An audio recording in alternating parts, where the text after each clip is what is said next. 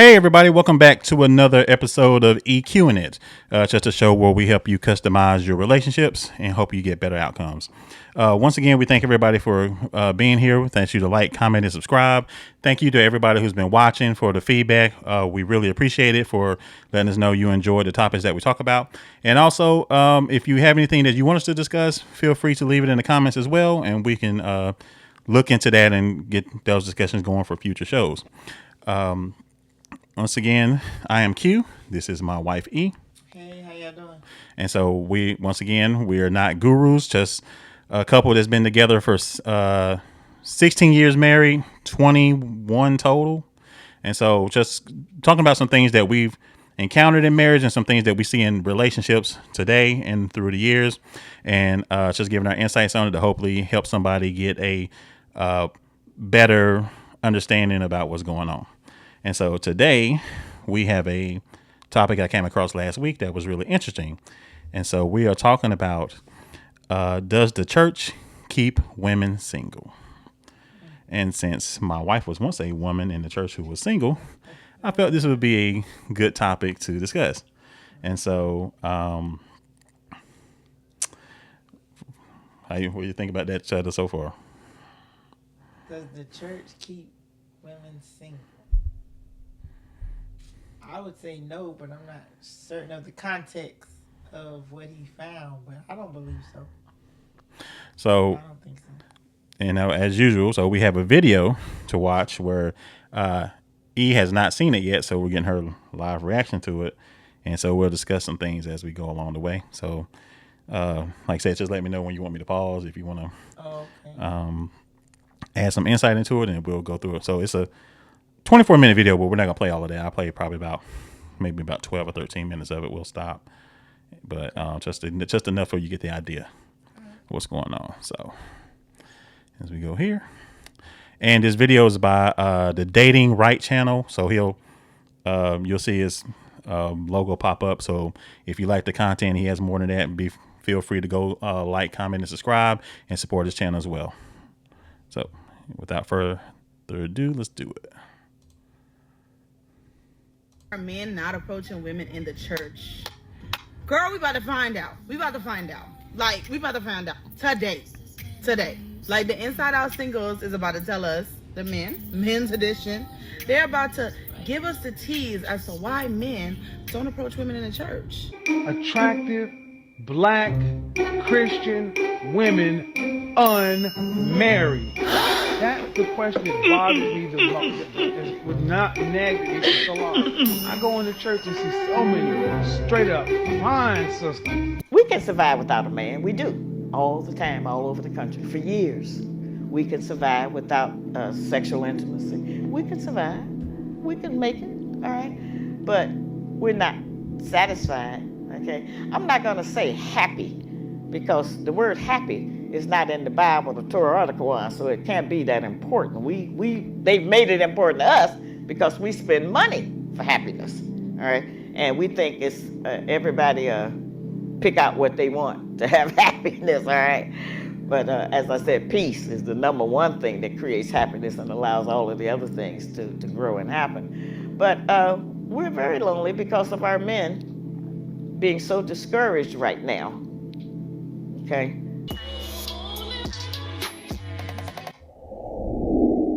If you know how to slide into my DMs, but you can't slide into the presence of God, you ain't my type. If your prayer life is as inconsistent as your texting game, you ain't my type. I'm tired of my prayers not reaching God because this thick lady over here in this EQ'IN outfit messing up my prayers. I keep looking. Y'all be too thick to be in the house of the Lord like this. Wear a long skirt. I'm trying to get my prayers up to God, and this is not what God wants for me. I'm trying to pray to God, and y'all so thick running by me in that offering table. I be like, tapping my homeboy, like, look, she's so thick. Oh my God. That's how I know my prayers ain't getting through. Some religions got it right when they put the women over there and the men over there. I get it, because you can't concentrate on God in prayer when this lady smell good and thick. She ain't got no panties on. You in the middle of prayer. You done got chubby a little bit. Your meat done jump like, oh, I see you. I don't need to be like this in church, God. Father, I can't concentrate when there's a thick lady that smell good next to me. I don't even care what her face look like. If she thick, I'm looking. So a little over a year ago, I ended a relationship, and I was single again. And somebody told me these words. Next time you're dating again, wait on God's blessing. Wait on God to give you a way to that man. Of course, you're going to still be in a relationship with God, but it's different when you're married. He has to give away single you to a man. Okay? You wait on God. Yes. Just like your earthly father is gonna give you away at your wedding, your heavenly father. Oh my God. It's gonna give you away. God bless a lot of the Christian women out here because they are a faithful, hopeful community. A lot of these women do feel like all they got to do is just stay prayed up, doing the right thing, and eventually they will meet their husband. Now, I do believe that a lot of these women will find husbands in marriage one day, but let's be real, a lot of them won't. I'm almost afraid to make this video because I know it's going to be some backlash. But I'm starting to believe that the church is keeping black women single on purpose. I am starting to believe that the black church is keeping black women single.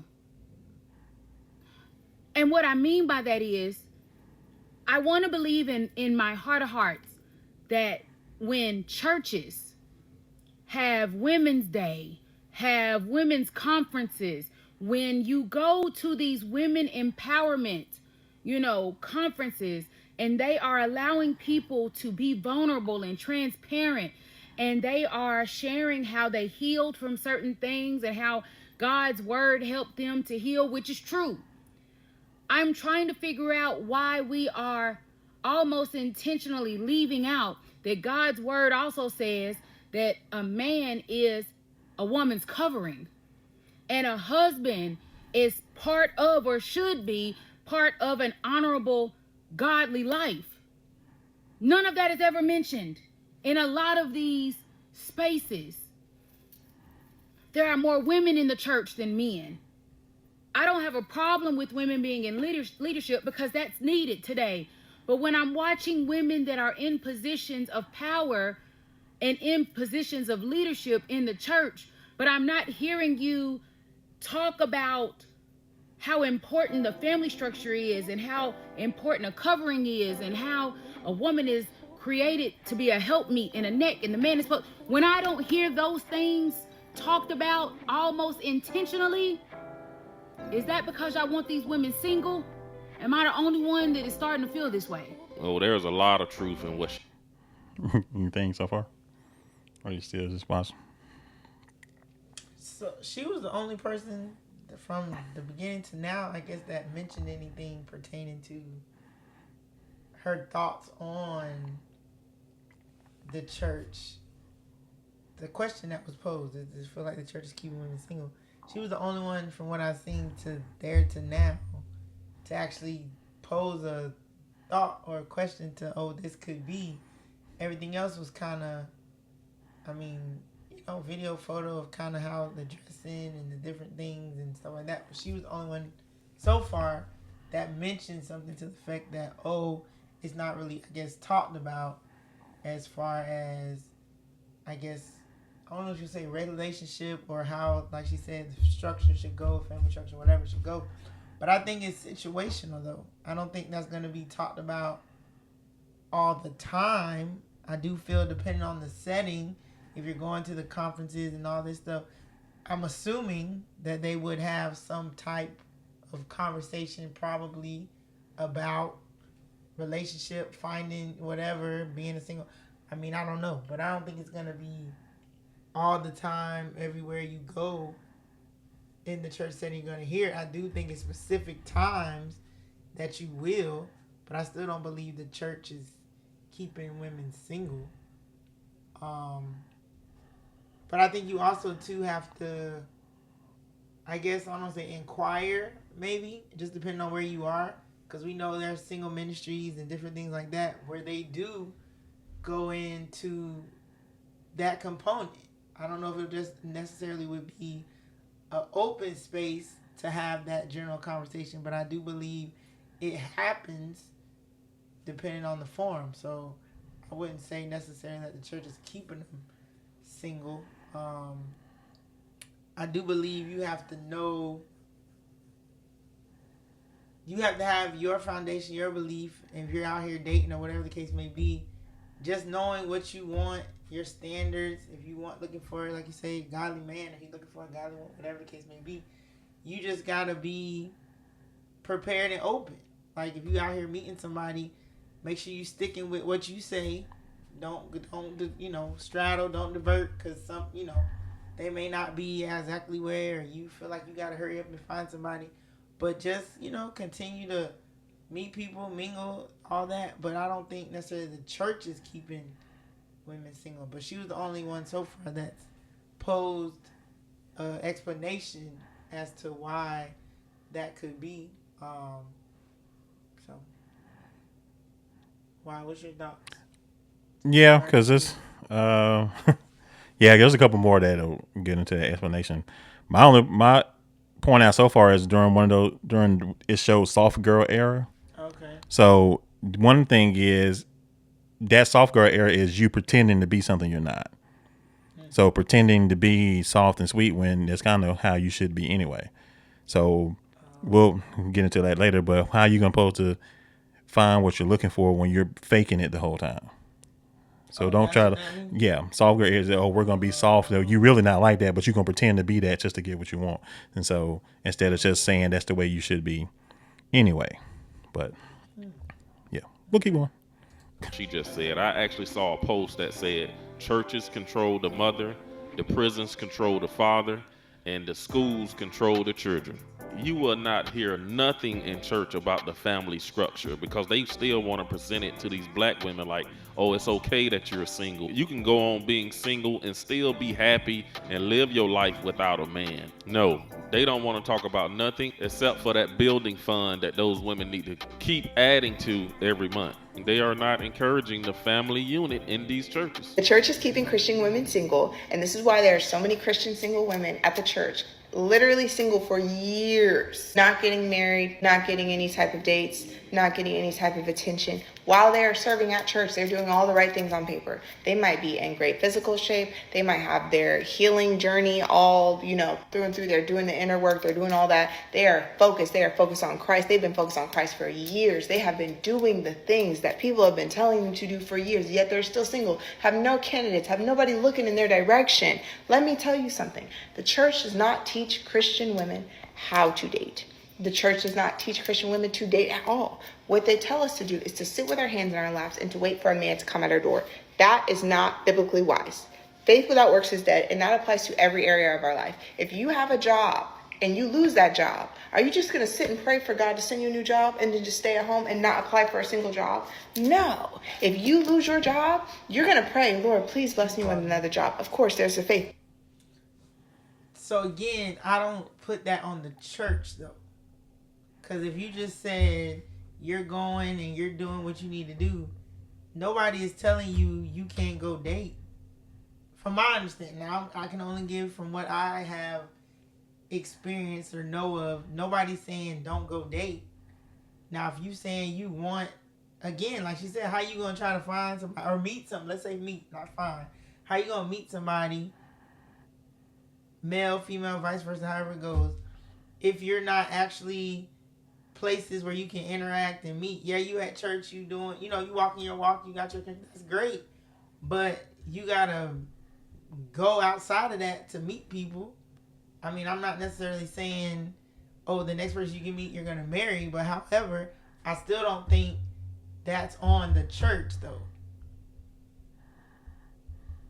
I still don't think the church is keeping you single. You make a choice. It's a choice. You decide to heal, get your life right, get saved or whatever, give your life to the Lord, and you living your life, okay? But you have the desire to have a spouse, okay? You still need to be able to interact and meet people and go and interact and fellowship. However, outside of the church, granted, yes, you have single ministries and stuff like that, but I still don't think it's the church that's keeping you single. First of all, it's a choice. Some people choose to be single, or they choose to wait till, you know what I'm saying? You hear people say, well, I choose to wait till, you know, the Lord saying whatever. Okay, that's their choice. Then you have other people that have been single for a while, or whatever the case may be, and then they decide, okay, they want to get back out there and start dating, or whatever the case may be. Again, it's a choice. I don't think that you can necessarily say the church is keeping women single. Granted, they may not, and I can't speak for every church, talk about, I guess, dating or what that looks like, or whatever the case may be, but I don't necessarily know if that's on them to do that. I feel like if it comes up in a setting, again, with I feel like the singles ministry would cover that. I feel like that's the purpose of those ministries and those different things, to address those issues. And depending on where you go, or depending on your church, or wherever you're at, maybe they don't elaborate on that within that ministry, the singles ministry or whatever. But I feel like that's where that would come up, or that's where that conversation would be. Or you could be in a smaller setting and ask those questions and have a discussion about, okay, well, I'm interested in possibly trying to start dating again, or I would like, and y'all can talk about that in that setting, because understanding, yes, you do have single people, married people, people divorced, you know what I'm saying? Like, you have all that within a church, and you try to meet the needs of your members. But I feel like singles ministry would be where you can have those in-depth conversations. But again, I don't feel like the church is keeping you single. It's a choice. And if you decide that you would like to start dating again, okay, start dating again. But again, you have to set your boundaries. You have to set the do's and the don'ts. And this is what I'm gonna do, this is what I'm not gonna do. You know, like, that's part of it. Again, I don't feel like that's the church keeping you single, or keeping women single. It's a choice. Yeah, because like I said, I don't know what churches they go to, but Right. depending on the reality is, depending on what you're hearing, it doesn't teach you per se. But like I said, there's a lot of principles that you can take that can incorporate it. But nobody's telling you to sit home and not do anything. And a lot of, and you know, we've been watching this earlier. There's a lot of people that think you're just supposed to wait. Wait doesn't mean to sit down and do nothing. Wait means that you're in preparation, that you're already ready for when the opportunity happens, you're ready to go on with it. But, you know, she did say something about going on the healing journey. Yeah. A lot of people go on healing journeys by themselves, and they ain't really healed. They just coping with what they went through, and they come to a decision that they okay. Now, when you're going through the healing journey, did you talk to anybody about it? Did you go see any professionals to help you with it? Or did you just say, okay, I'm just not going to date for a while, so I'm healed now? Because a lot of people think they are, and they still got some unresolved issues that not only they bring into a relationship, or that keep them from noticing, or keep them from having what they say they want. So that's, you know, just to keep in mind with that. But I mean, I think too, it's all a process. And again, the waiting, I think you mentioned a few minutes ago, the waiting is not necessarily, oh, I'm waiting for the man to show up on my doorstep. I feel like the waiting is, again, what you said, preparation, but also a time for you to work on you. So when he does sin, or if you do meet somebody, you're ready to step into what that looks like. So again, your waiting is not just, oh, I'm just here, just be here till he comes. No, you're working on you. You're still, you know what I'm saying? You're still living, you're still enjoying life, and you're growing and developing and preparing for what's to come. So you can be ready for if you meet somebody, or if the Lord said, however it comes about, you'll be ready for that. Again, I don't think that's the church keeping you single. Granted, like he said, depending on where you are, you may not get a lot of in-depth conversation on, okay, this is what you should do, this is how you should do it, da da da da. But there are nuggets and things in there on how, to maneuver as far as relationships and things like that with the man and the woman and all that stuff. Yes, it's there, but again, it's some stuff you got to do for you too to be ready for what that looks like. So again, I don't think the church necessarily is keeping women single. Again, it's a choice, but it's also a process, and you just have to embrace the process. Embrace it and see what happens. Okay. All right. Let's keep going. But then after that, you're going to go searching for a job.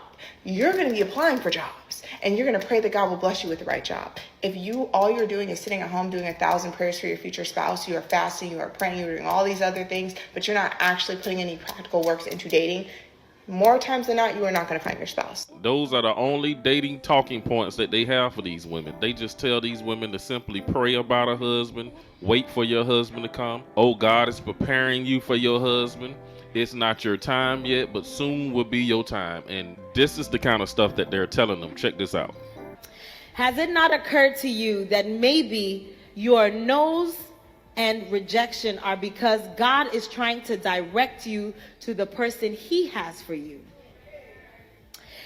Have you thought that maybe you're not in a relationship because you're not ready for one? Maybe it's taking longer because God is dealing with you and working out some things inside of you that He doesn't want you to carry into your marriage. God is saying, slow down, be still, and listen to my voice. Singles, your status does not mean you are not whole or incomplete. Your husband does not mean that you are whole or incomplete.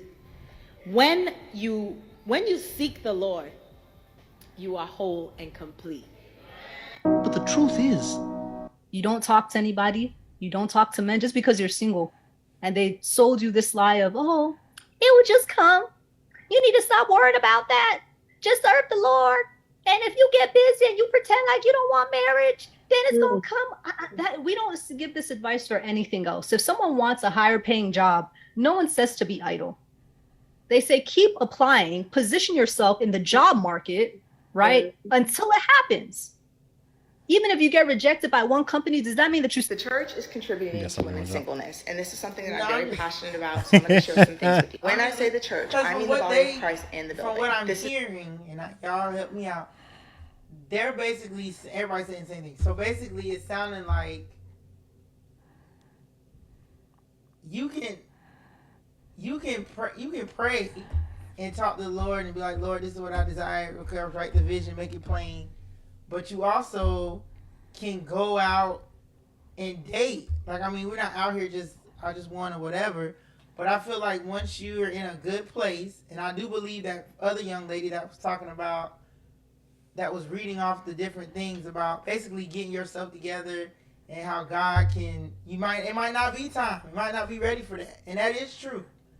He might be dealing with you on some things that you need to get, work on yourself or whatever you need to do, preparing you for what you've been praying for. I do believe he's not going to present something to you that you're not ready for.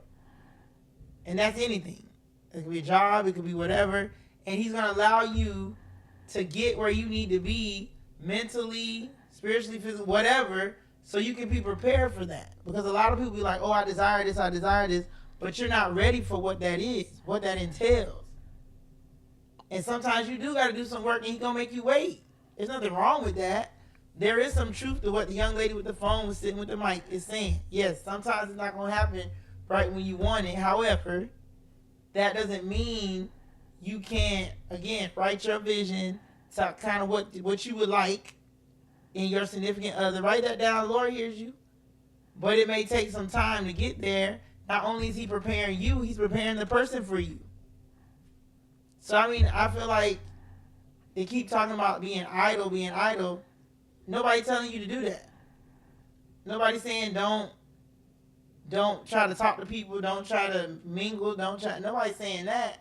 But again, I don't think that's the fault of the church, though. What it sounds like is they're wanting to be told something they already know to do. Because if you know how, like I said, everybody, that's the second time we done brought up the job. if you know that when you're applying for a job, you can't be idle. You need to get out there and let yourself know and let people know you're looking. Why don't you take that same thing and apply it to your dating life? Well, it sounds like that was the example. I heard it twice. So that's the example that they're giving as to why women can't just sit and wait. But they were saying if you're in the church, they tell you, oh, the Lord will send him. You just wait. He gonna come. The Lord will bring him to you. Da da da. So they're saying, just like a job, you're not gonna sit and wait. You're gonna apply. You should basically, like you said, do the same thing. But they're using the job example. The job reference as an example as to flip what is, I guess, assumed by being in the church, that they're saying just wait and God will send. That's why they were using the job, like you said. Basically, they're saying, no, you can't just wait. You got to go apply. You got to da-da-da-da.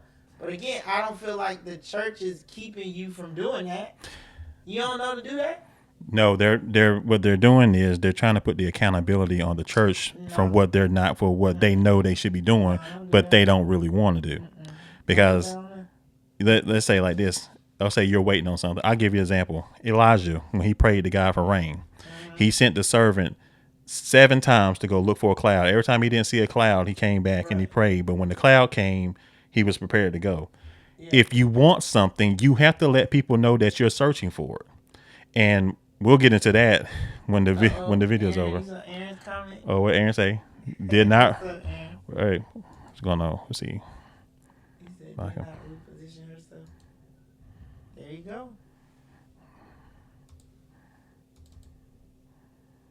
Yeah, I gotta figure out how to do that. Yeah, so what's that going, Pastor? He said, did not Ruth position herself? Yep. And that's why Ruth is a great thing. Ruth and Esther are great books to teach about dating and about respecting relationships. Really, the Bible in general teaches you about the relationships between our horizontal and our vertical. So the relationship between man and God and the relationship between mankind and self. If you take those principles and apply that to your life, you'll have better outcomes. But what really the thing is, like I said, they're putting the accountability on the church. They really don't want that, because if the church told you about dating, a lot of y'all don't even want the kind of man that the church will point you to. Yeah. You want to point that accountability there, but they tell you the kind of man you should date, a godly man. He's not into no mess. He's gonna treat you right. And to be honest, a lot of y'all are not attracted to that kind of dude. So what is it? So we can tell you that, but still people, even pastors know that people who come to counsel, you can give them counsel and people going to do what they want to do anyway. So, what else can you do? But again, I don't think, like we said earlier, I don't think that falls on the church necessarily is a fault for that. I feel like they will give you some insight and some guidance and direction on that topic, but also, like you said, the word does as well. But I think you have to apply it. Like, you have to apply it, those principles and nuggets that you get from the word to your life, and go forth. Like, you don't have to, nobody says you had to wait. Nobody said you had to wait for him to come to you and all this different stuff. You can apply those things to your life. Oh, I know what I gotta do. I'll fix it later. Okay. But yeah, Pastor said a lot of these comments show how many people attend controlled churches where they leaders need to approve who and what they do in their lives.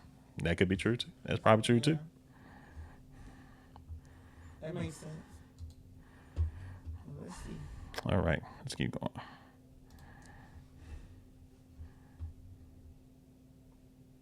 Does not mean the entirety of all church people, all church folks, all Christians. There's a small percentage of believers in churches that actually contribute to helping women learn how to date, to actually pushing people together for kingdom marriages, and etc. When I say this, I'm not addressing those people whatsoever, because they're actually doing what they should be doing to help kingdom marriages come together. But for the other large percentage, we are being told as women to just wait and sit and serve, and wait and sit and serve. The reason I'm upset about it is because there are women that are doing exactly that, waiting, sitting, and serving for years. Some 10 years, some 12 years, some even longer than that. But because all they've been taught is to wait and sit and serve and to never actually try to do anything on the dating market, they're watching people pass them by, getting married left and right, praying all the prayers, doing all the right things on paper, and quite literally losing hope.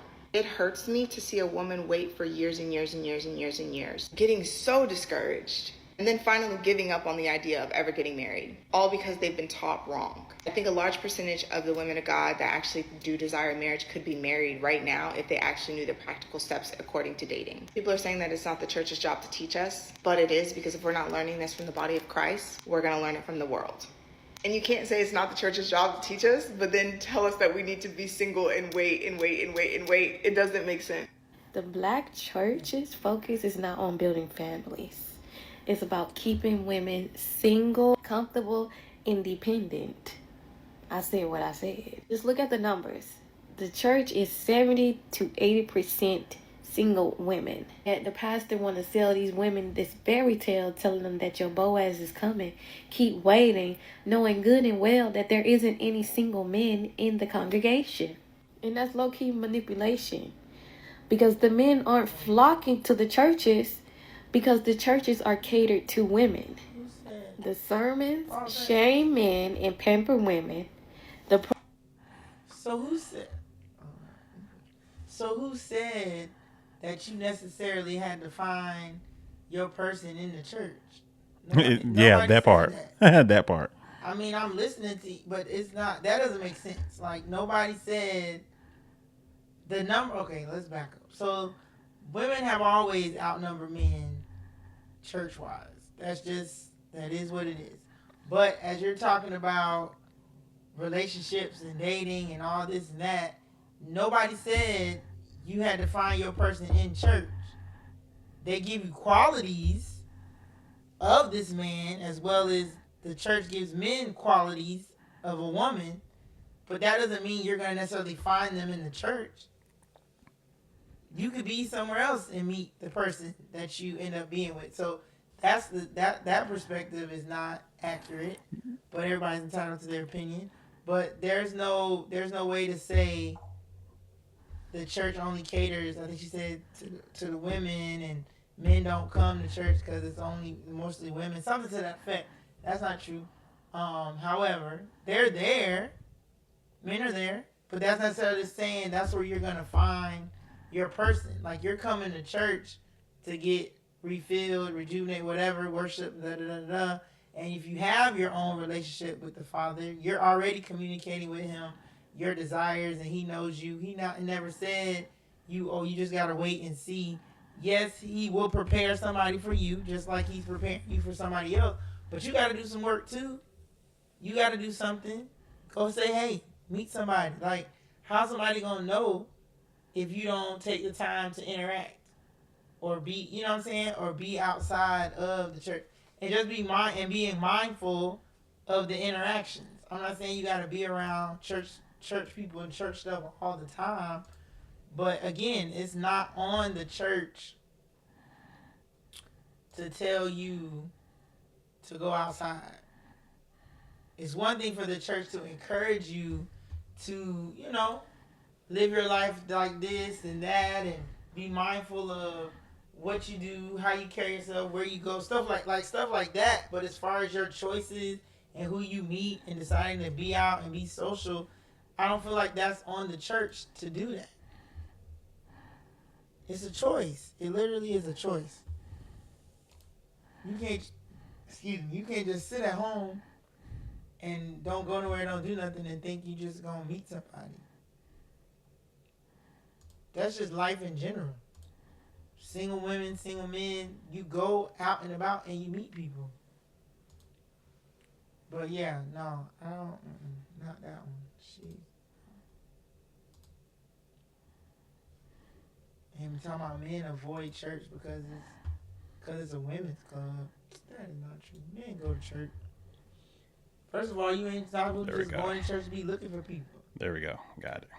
But like Pastor Aaron said, but they teach the wrong lessons on Equally Yoked. Yeah. Because a lot of people will teach it, then there's a lot of people that take their own perceptions about it too. Because, it's easy when you have a mindset of, what the church is and that the church is all about this, that, and the third, which we heard even the narrator talk about that too. Yeah. Once you got your mind made up about something, that's it. Yeah. So, He said, wow, it's not on building families for real. Yeah.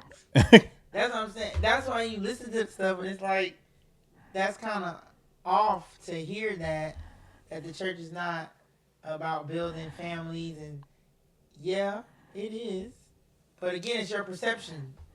Depending on, like you said, what your thought process is on the whole concept of church, what it is, what it does, what's the purpose. If your perception is one way, then of course you're not going to see it any other way, because you see it the way you see it, if that makes sense. So, go ahead. Yeah, because, there are some things that can get personalized where I feel like it's only dealing with you and your own situation, but you got to come to church more often. Church, there's a whole lot that gets taught. Just because it wasn't taught on that Sunday you showed up doesn't mean church doesn't talk about it. Right. So, all right, let's keep going. We almost through the well on the play. Programs be women brunches, women conferences, women's night. The churches know who paid the tithes. It's the women. So they selling the women these dreams while cashing their checks. You gotta ask yourself, if the church is really about family, why is it full of single mothers, single women, and empty of men? Because the black church needs the women single, desperate, and waiting. Because if you had the family that you prayed for, then they wouldn't be able to get. Part one, starting off. When I say the church, I mean the body of Christ and the building, okay? It is not one or the other, it's both, because both contribute to this conversation. You go to church, 9 times out of 10 people are just saying, just wait. As long as you're serving in your purpose, you go to church, you go home, you go to church, you go home, eventually your man is going to run into you. That's not true. You cannot be found if you are in hiding. And you just staying on the same rotation path every single day. You've been going to the same church for 5 years. You know everybody in that building. This is not going to get you found. Just because it worked for one person that you heard a story from one time does not mean that this is going to be your story. Secondly, y'all are saying it's not the church's responsibility to teach us how to date. I'd like to argue that it actually kind of is. If we're not listening to our brothers and sisters in Christ on how to date, we're going to be learning it from the world. We both know how that would go. So yeah, we do need to learn this from the kingdom. People are saying that dating is not biblical. I disagree, because the only way to get married is to date. You're not going to go up to the married couple at church and tell them that their dating season was unbiblical. But why are we telling this to singles? Courting and dating is the same thing. We always try to bring this up and make it an argument, but it's not. Y'all only know dating from the world's perspective, and that's why you think that dating is bad. If you actually know how to date as a kingdom woman, you have boundaries and standards and preferences and whatnot, you're not going to be dating like the world. Yes, that's very true. A lot of these Baptist Christian churches, they pretty much are teaching feminism up in there. But the point she made about the boundaries and all this stuff, you should have that anyway. Like, you should set that when you're dating or whatever, whether she said the world or kingdom, you should have boundaries. You should set boundaries. You should know what you're willing to tolerate, not tolerate. When you're out here looking or dating or meeting people, like, that should be a common thing, whether it's so-called the world or kingdom, as she put it. You should know what you desire, what you're looking for, and that's how you present yourself. Like, don't come out here, playing games or unsure. If you know that that's what your direction is heading in, then okay, that's what you come and sit down and you're direct. You have a conversation. You get to see what the person's like, where they're at. That's what you do. So I don't feel like that. Again, that's on you. That's a personal thing. No, we're not saying don't go nowhere, don't meet nobody. I feel like it's no different than, since we're talking about the church, it's no different if the person doesn't go to church and doesn't know, but you want to date and you want to eventually get married. What will you be doing? The only difference is you being in the church, you have a little more, I'll say, support and a little more guidance and insight on what that would look like for a godly relationship or a godly, that's the only difference. But outside here or in here, what would you be doing? You wouldn't just be sitting at home talking about I'm waiting. You'd be out and about. You'd be out socializing, hanging out, trying to, meet and greet or whatever. So what is the difference over here? Y'all want the church to tell you to go outside? That's what it sounds like. Y'all want them to say, do this, this, this, and this, which they give you some insight. And I think you said that earlier, depending on the form and depending on what's going on or how your church does, they do give some insight to the singles, to the single men and the ladies. They have those conversations. Nah, not yet, bro. We ain't got to call that line. Nah, not yet. I'm working on it. But yeah, it's no, what? No, it's not. I mean, I could just just call you and you just talk for me. Nah, I gotta get some more. Go get another piece of equipment first. When we do that. But yeah, no, it's just I think it's no different in that aspect. If you're out here in the church, outside of it, you would do X, Y, and Z. So what's the difference over here? They're making it seem like, oh, all the church says is wait, wait, wait. However, you got to put action behind whatever you do. Faith without works is dead. So work means meeting somebody, going in spaces where you can interact with the opposite outside of a church or gather. You know what I'm saying? Like, put yourself out there, so to speak, but yet have your boundaries and your standards and stuff like that. Yeah, true. We appreciate you, sir. Yep, something necessary. Yes. We appreciate it. But yeah, we don't know. Don't sit and wait. You can still go out and about, mingle, put yourself in places where you could possibly encounter somebody. How about that? Like, just do that. Yeah, because I mean, here's the thing: the church talks about families, talks about how to treat each other, how to see the value in each other, how to respect each other. But if you want to know how to date, your family teaches you how to date. Your mother and father was supposed to show you what dating, what healthy relationships look like. If you don't have that, you have brothers and sisters that teach you about dating that you go and talk to, or you have aunts and uncles that you talk to. I don't remember anybody going to church asking their pastor or the first lady or the mother of the church how they should date, because they're going to give you the thing is you can talk to it, but they're going to tell you, make sure you keep yourself pure, make sure you don't, do this, that. But the thing is, and that's good, he got a point over there too at home. But the thing is, too... Yeah, if you have it. Yeah, that's true. If it was available for you to be taught and to learn. However, I do believe that's why we have the mothers in the church, the older saints, seasoned mothers, that will, if you come to them, they will, yeah, of course they're going to give you the, keep yourself and all that, but they will have a conversation with you. If you come to them and say, you want to start dating or whatever the case may be, I feel like they will talk to you about what that looks like. Because majority of them have been married before or whatever. Like, they haven't always been mothers of Zion, as they say. So I feel like they will give you some insight on what that was like when they did it. It's just having that conversation and bridging that gap. Sometimes people don't even want to talk to the mothers because they feel like that's all they're going to get is don't do this or you should do that. But give them a chance. They're going to give you some insight, some real insight to help you, because they understand they were young ones too. So I feel like it's there. I do feel like it is there in the church to where you can get that insight and where you can get some direction on what that looks like, because they weren't always married. Some married, some divorced, some spouses, they're widows now. You know what I'm saying? So they can have these conversations. But I also believe that you can't be afraid to keep it real when people come and ask you about stuff. So, sometimes we try to keep it where we don't want to say too much. You can stay saved, but I can give you the real about, treating the situation. But someone who's willing to do that other than say, go pray about it. And, you can't say, go pray about it. No, I need to tell you, no, this is what you need. Right. You do have some real ones. That's why Naomi, the book of Ruth is so important, because people need a Naomi. And if you study Naomi in that book, Naomi was the mother-in-law, but she had such a perspective on between Ruth and Opal about how to live their lives, not to put their lives on hold. It was Naomi that pointed Ruth to Boaz. So, we get people say you're waiting on your Boaz. Do you even know what Boaz looked like? Do you even, that's why you need sometimes that guidance to point you to, This is the kind of guy you need. You not the kind of guy you want, but this is the kind of guy you need.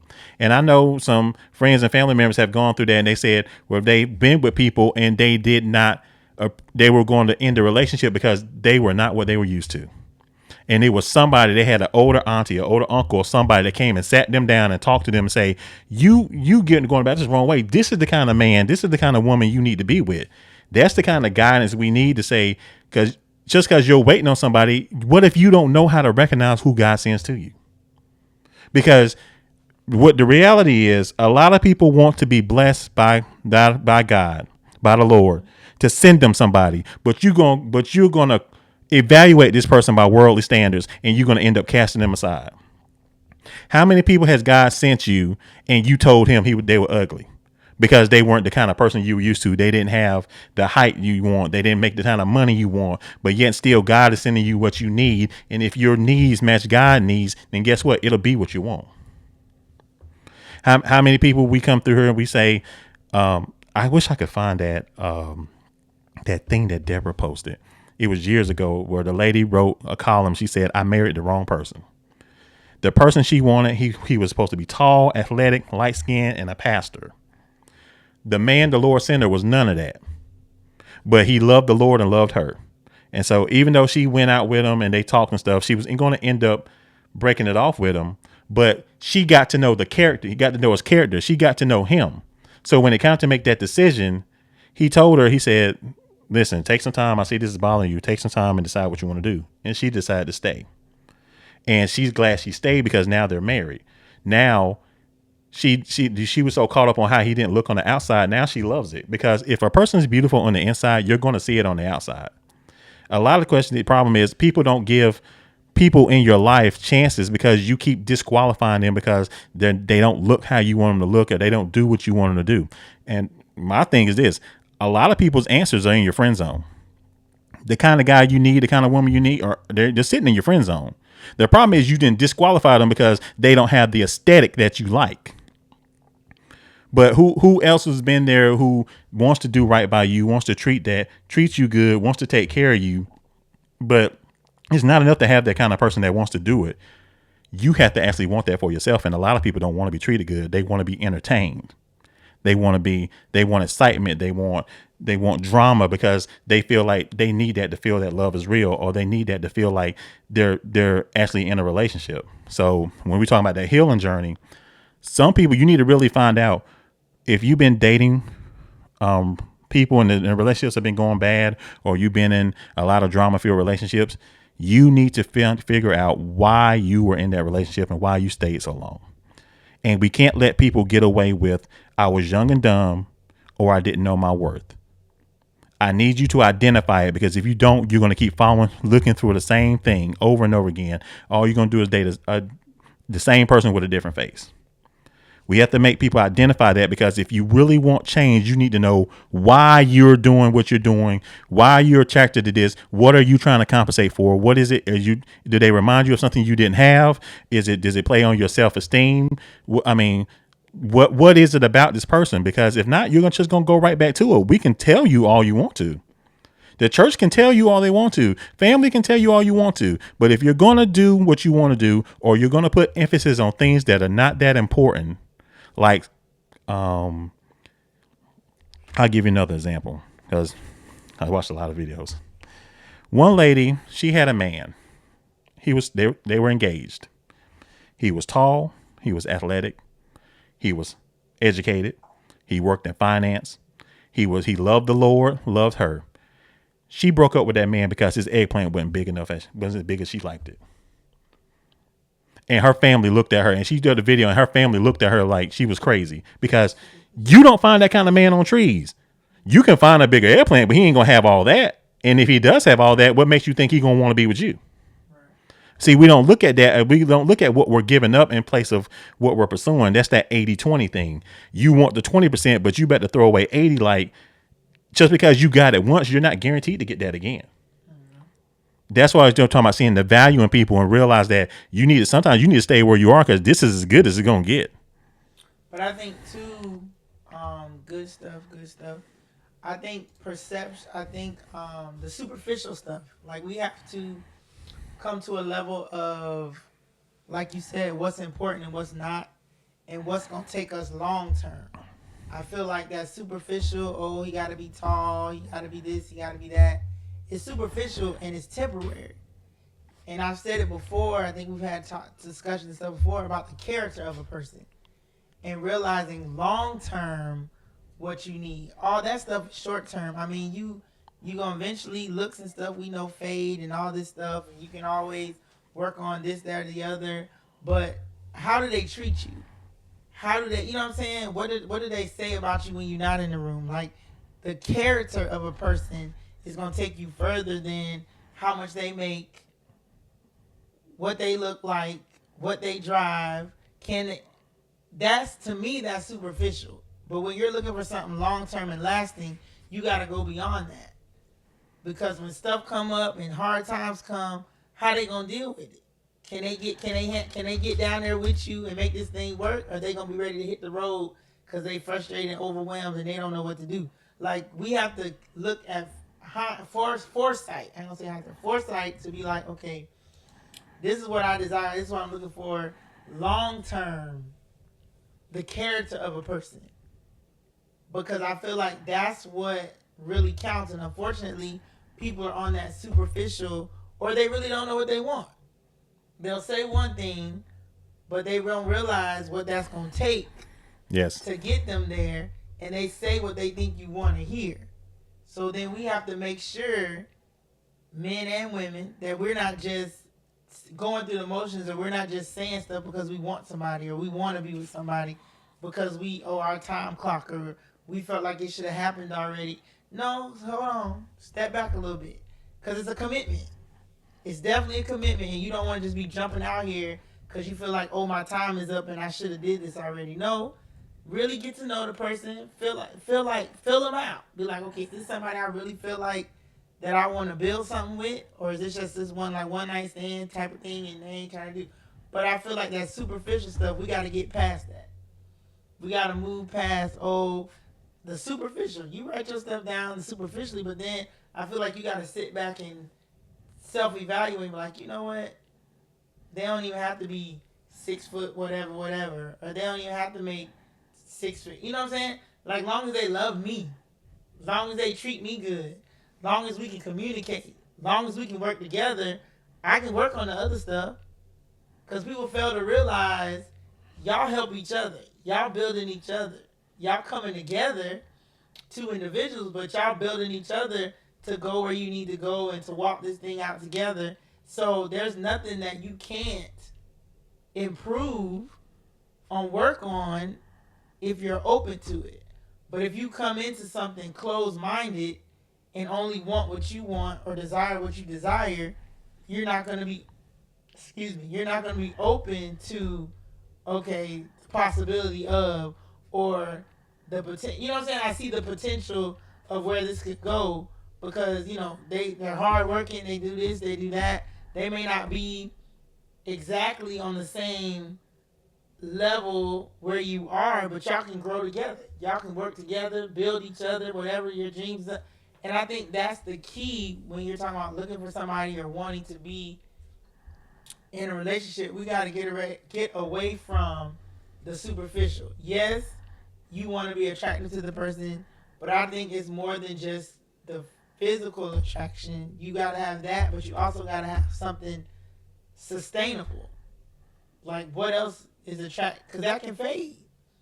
So when looks go, then what? Can you have a conversation? Oh, it's gonna fade. Can you talk? Can you do? You know what I'm saying? Like, do they have any goals, ambitions? Like, what else is there after the physical and the money and all that? Because we ain't had no money, and if my looks start to fade, like, what do we have? And if you're just building on that, you're gonna be in trouble. You gotta have a firm foundation, not only in your spiritual walk, but then a firm foundation in what y'all are building on together. Two individuals coming together that, okay, we in this. It's me and you against the world, whatever that looks like. I seen your hustle and your drive before we got together, so that way I know, okay, if we do, somebody fall short, I got you. If you fall short, I got you. Like, that's the type of stuff you need to be looking at. The other thing you need to understand is when we say it's me and you against the world, and are we going to be together, and how you going to treat me? Are you prepared to be the very thing you're asking for? Mm-hmm. So if you want somebody to be 10 toes down for you, are you going to be 10 toes down for them? Yeah. And so many people want people to be with us, but then we still want to do our own thing. Because I don't know why it is that the people that love us the most are the ones we treat the worst. The ones who want to take care of us, who want to see us in a light, the ones that look at us with love and admiration, we want to do them the worst, but we want to keep messing around with people who just want to use us for short-time gratification. Are you ready to deal with that? Because that's what say the thing you have to have. This is where the accountability comes in. You have to be honest with yourself. See, a lot of times, they want to blame the church, but see, like the one thing the Bible does, it puts a mirror in front of you to confront everything about you, every insecurity, every iniquity. It forces you to come to the realization about who you are, and you have to make a decision about whether you want to change or not. So if you apply that same thing to dating, you can keep faking around, and you're going to keep going through that same cycle over and over again until you are really ready to become the very thing you say you want and you say you lack. You're going to have the same problems. You can blame anybody else. You can blame the church. You can blame your family. It all, at the end of the day, it ends with you. You know what you need to do. You're going to have to come out of comfort zones about messing with people because they're exciting, messing with them because they're fun. You got to stop making your decisions based off sexual pleasures and start thinking about some longevity. Yeah. We don't want you to be here to where you go through your young life, your 20s and 30s and whatsoever, just sleeping, drinking, sleeping with whoever, doing all the stuff. And then when you get to your 40s and realize that the older you get, the dating pool shrinks. It gets smaller. You don't have the same access to people like you did when you were younger. Now, all of a sudden, now you don't know how to treat people. You don't want to be nice. You don't want to be kind. So now you start trying to go shaming people into being with you. And then when that doesn't work, now you want to do things like blame the church for not teaching you stuff when all this stuff you knew how to do all the time. Just treat people the way you want to be treated. Treat people nice. Be kind. You're here. You want to get people's attention. Smile. Some women have a problem with smiling. If you want something just like that job, you have to present yourself as available and approachable. Yeah, that's true too. Not just to who you want. You have to be approachable to everybody because, like I said, you never know who God's sends into your life. And a lot of people have met spouses that they had earlier, and either you didn't realize it or you were mean and nasty to them, and you're still in that same rut. So God can keep giving you chances, but when do you learn the lesson to say, the way I've been doing it is not working. I need to change up. Lord, what does the desire that I have, is that desire that the Lord has for me? If you really want to know where your desires are, I would say, write down 5 things you want in a mate. I want you to write down 5. And I want you to just write down 5 and write down the 5 important things you want. And then I want you to evaluate that list and see where did God pop up in any of the 5 things you listed. Did the person did you ask for a godly person? Did you ask for a person who serves the Lord, who loves the Lord? If you're not asking for those type of things, how can you appreciate what God sends you when you don't even want somebody that God will want for you? They don't even line up with him. And then the same thing, are you willing to line up with that? Because if he comes or she comes, you better be the same thing too. Because you can only fake it for so long. I'm not asking them to be perfect, but we're talking about being on the same page about what we want. Because the Lord not trying to send you anybody, and he definitely ain't going to give you to anybody that he wants better for themselves. It has to be a match. You have to be on the same page. You have to want the same thing. And you have to be real with yourself, not trying to fake it, not having soft girl errors, not pretending to be something you're not, because all these people who are telling you to do this, they in the same boat. All you're doing is you're going round and round in circles. Do you really want that? Because the type of man the type of man that points you to is the type of man that a lot of y'all not attracted to. I'm gonna say that again. You don't want that because you think they're soft. You think they're boring. You think they're all this. You don't even realize a man that loves you, he may not appear to be a threat, but let somebody mess with you. You don't understand about men. Men don't have to show themselves hard, but mess with him, mess with his money, mess with his family, mess with anything else, and you'll see how that man rise up. The people who are the hardest, the most gangsters aren't the ones who show it. Those are the ones threaten God I love and see what happens. I love the Lord, but I'll send you to meet him. Threaten anybody over here. Put in danger anybody I got over here. I'm peaceful, love the Lord too, but guess what? My God's a God of war also, and teach my hands to war. Mess with it. But we don't realize that because the other thing, it teaches you to value. The Bible also teaches you to value people, and when you keep disvaluing people by saying you not on my level, I don't need no man, I'm this and that, you too short for me, I don't want to give you this and that and the third. How are you supposed to have the value? How can you truly value what God sends you when you already, like I say, once again, you're evaluating it by worldly standards? So, like I said, you can blame anybody else, but at the end of the day, you are responsible for that. And listen through these comments in the video, a lot of these women know what they're supposed to be doing. They know to apply take that same mindset, renewal of the mindset, that same mindset you have about worldly things, and you apply it to what you want, and you'll get the results. Or make yourself approachable, make yourself easy to talk to. You don't got to be freaky deaky. You ain't got to be all that, but you got to let somebody know you're looking. Same thing with Ruth. Ruth went to the threshing floor with Boaz. She didn't have to drop it like it's hot. She didn't have to show no skin. She didn't have to do nothing strange for no change. She didn't have to do none of that. All she did was come down there and they did exactly what Naomi told her. Sit at his feet and wait. And when Boaz woke up and saw her, he was startled, and she let him know who she was. The words that came out of Boaz's mouth, and you can read it in that chapter 3. He said, "You've shown me more kindness than you did the first time." Now, he already knew about her, already knew her background. He asked her, gave her instructions about staying within his field, working with the ladies there. She did that. They went to lunch. He went to talk to her some more. So he already knew about her. But it was the kindness that got him interested in her to where he said, "I'm going to marry you."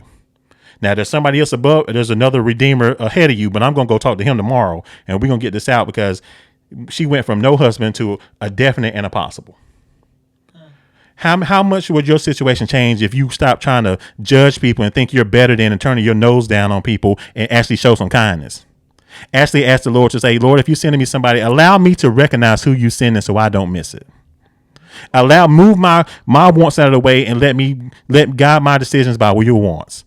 Let this person come to me to say, this is who you sent me, and let me fall in love with that person. Let that person show that they love me, and let me recognize it and not be selfish to where I'm looking for something that doesn't benefit me because I'd rather be thrilled. I'd rather be excited when I'm trying to be blessed." Speak, sir. You can't do that.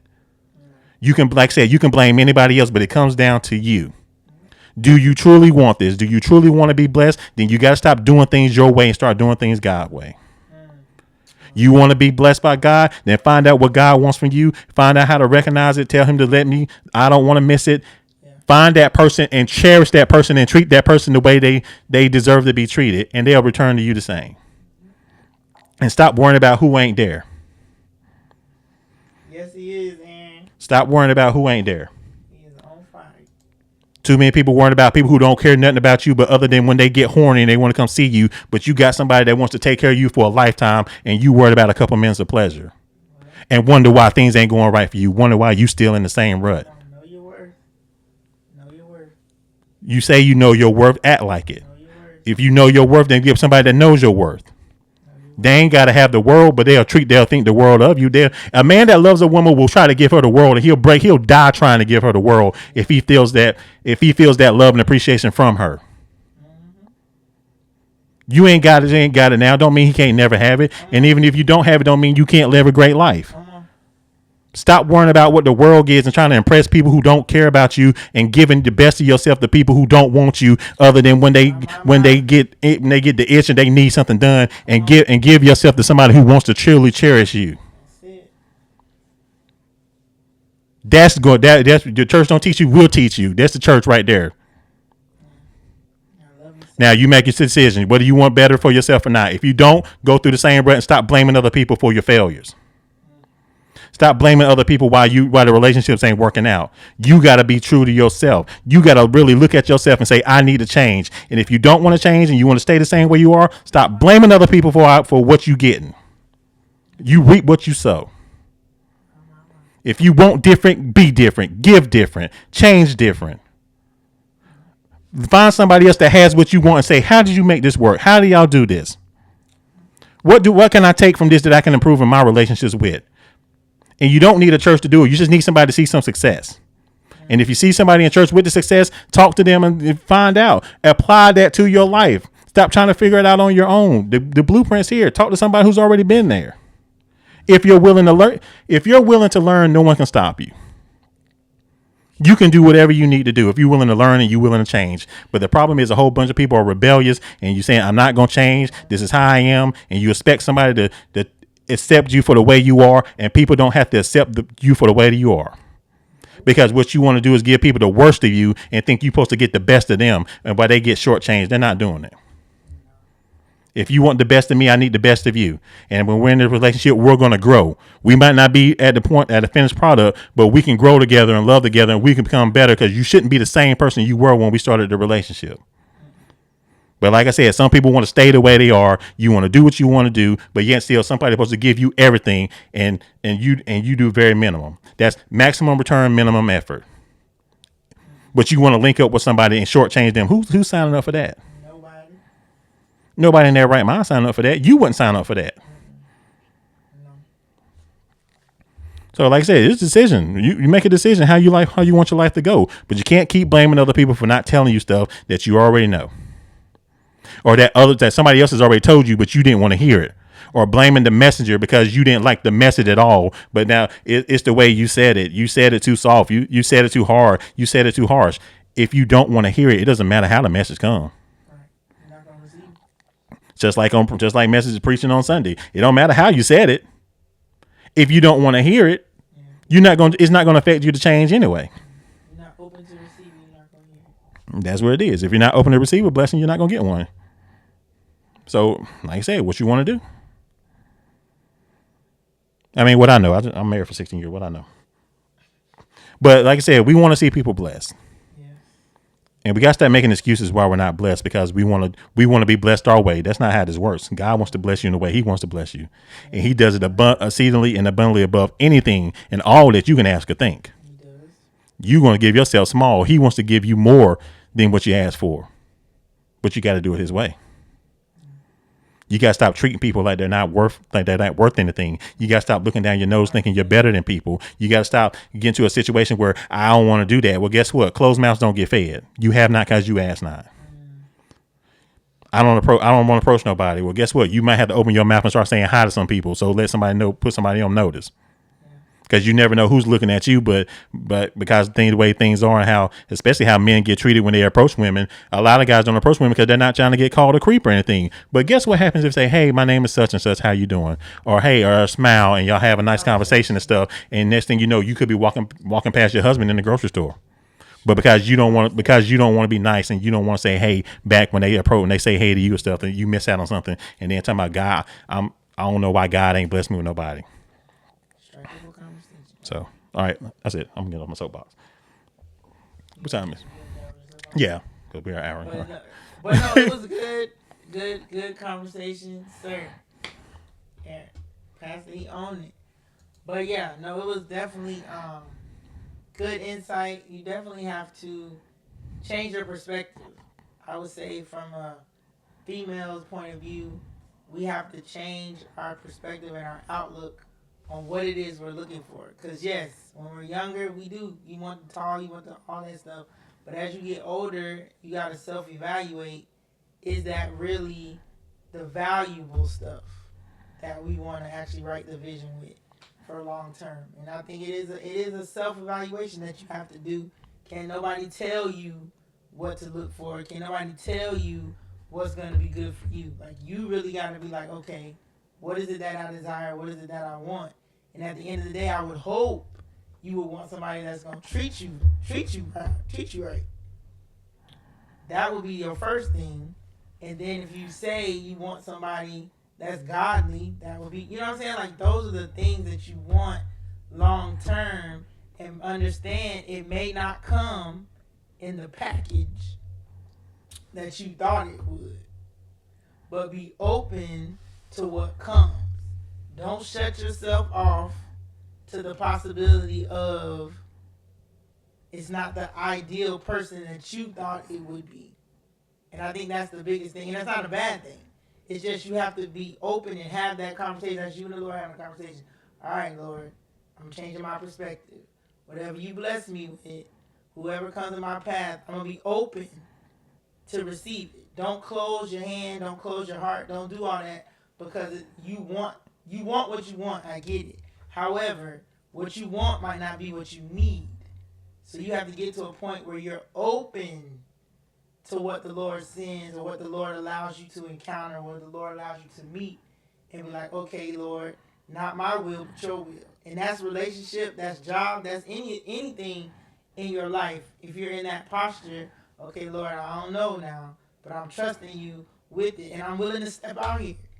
Because you might not have been dating in a while, so you're not sure, whatever. But that's when you're talking to, all right, Lord, guide me, lead me. I'm going to go out here. I'm willing to step out here. I'm willing to meet. I'm willing to talk. You just help me navigate. And he will. Like, that's the kind of guidance and what we're asking him to do, especially when we're talking about the church and singles and all that. We're going to ask him for guidance. We do it in everything else, so why would relationships be any different? Or the things that we say we desire or want in a spouse or significant other, why would that be any different? You still need to consult him on it. But what I'm saying is for you to be open. Get to a point where you can be open and be okay if it's not what you thought. Because I feel like we shut down or we keep ourselves from experiencing what God has or what blessings are outside of our scope, if that makes sense. Hey, Apostle, how you doing? We limit, hey, that's how you do. We limit ourselves when we go outside. When we don't allow God to do it, we limit ourselves with our perspective of it. So I'm just encouraging us all to be open to what the Lord can send your way. It might not be what you thought, but again, write your vision and don't make it superficial. Get down to some character building type stuff. What is this person's character like? Do they have a relationship with God? They might not be, deep in it or whatever, but they have a relationship. And if that's something that's important to you, write that down. Write down the things that are important to you that you want in a spouse and watch God move for you on your behalf. But that's some things we have to do too. We got to prepare. We got to get in position. We got to actually go talk to people, be nice to people. Don't be rude. Don't be looking down at somebody because they don't look like what you... Like, we got to change our perspective. You got to be approachable. Don't be looking mean all the time. Don't be... You know what I'm saying? It's stuff we have to do to work on ourselves to prepare for whatever God has for us or whatever God has in store. We got to prepare for that. So stay open, y'all. Stay open, stay open, stay open, and remove the superficial. But just move that out the way. Because he's going to give you what you need. Again, it might not be what you want, but the Lord will give you what you need. He'll give you something that wants to, but the superficial stuff, we gotta move that out the way. But it's been good. The topic was good. Great discussion. I hope somebody that comes across it gets something out of it when they hit the replay. But yeah, at the end of the day, I don't think the church is keeping single women single. I think it's a choice that they're making. However, there are opportunities for you to learn and grow within the church when it comes to relationships. So you just got to be open. Yeah. Oh, one more thing before we finish. Just came to mind. This is for the women who say that a good man is not enough. Because there are videos about women saying being a good man is not enough. If a good man can't please you, there's no hope. There's no who can. If that means that's like saying if God can't make you happy, what chance do we have? And as men, I'm telling you like this, if I look at you and I see a woman that says a good man's not enough, why in the world would I show any interest in you other than recreational use only? Because what can I do to please you? If the little bit I do, me just being the person, the character I have, and me showing this interest and this love in you is not enough for you because you want more, why would I put the effort into doing this? That's why I say don't listen to these people that tell you a good man is not enough. They want more, and there's some of the most single, lonely women you've ever seen. They look like they got it all together. Yes, you may be making the money, you may be making all this and that and the third, but your what's the word I'm looking for? Your mindset, your preferences keep you single. Because like I said, God's not trying to give you something crazy. If what the Lord gives you is not good for you, then that's a slap in the face of him. We never think about it like that. And like I say, give you some of your wants. If you're, like I say, talked about earlier, if your wants line up with what God wants, you'll realize it's what you need. You'll realize it's exactly what you want, and it came at the right time. But you can't get into this point where nothing satisfies you. It has to be this. It has to be that. Because we keep telling people, you can have a man that has all that. That man has to, not only does he have all that, if he meets your criteria, he meets the criteria for a whole lot of women. And so not only that, that means he has to want to be with you out of all these other women. And I'm telling you this, the men who got the most, they do not do that. Don't know what they want. That is true. That's true too. That's what you got to understand what you want. You have to be true to yourself. You have to be honest with yourself. What do you want? What's important to you? What are you willing to compromise on? And you do have to compromise for relationships. Don't listen to nobody that's telling you that they're going to find a man that's not. But before you go, because I was thinking, when you said a good man is not enough, that doesn't necessarily reflect on the man. No. That reflects on the woman. Because she, again, doesn't know what she wants or doesn't understand the value of a good man. So you want all this other stuff that's pretty much irrelevant, not realizing the character of a good man. So again, that doesn't reflect man. That reflects the woman because she doesn't know how to appreciate that good man. So again, that goes back to what we said earlier about what they've seen or know, whether it's growing up or whatever. They don't know what that looks like, and they don't know how to appreciate it. So, and then that's unfortunate in itself. But again, that doesn't reflect the man. That reflects the woman because she doesn't know the value of a good man. And same thing goes for women too, because there's a lot of men that don't know good women when they see them either. So, like I said, that's why I say it teaches you about how to value people. Because there's a lot of people that come online and they'll brag about, they're single and they're happy. And there's a lot of people that go on here and say if they could go back in time and change things, they would. We just don't want you to be that person that has these regrets because you done burnt so many bridges that you're finding it hard to get what you need, especially when God's been trying to give it to you the whole time. But like I said, thanks everybody for the comments. It's been a great conversation. Share this with anybody you think would benefit from it. Watch the replay. If it feels it's going to be beneficial, share it. If you have any other comments that they have, tell them that. Feel free to add them into the comments too and tell us what you think. But once again, this has been great. This has been I thought this was really interesting to talk to. And so we'll get ready to say goodnight because I know it's late. But thank you all Thank you all for watching. Like, comment, subscribe. I know we do this every now and then. We're trying to get more consistent with it, but yeah, it's been busy, but we're trying to get more consistent. But thank you all. Take care. God bless. Have a good night. And we will see you next time. Bye. See ya.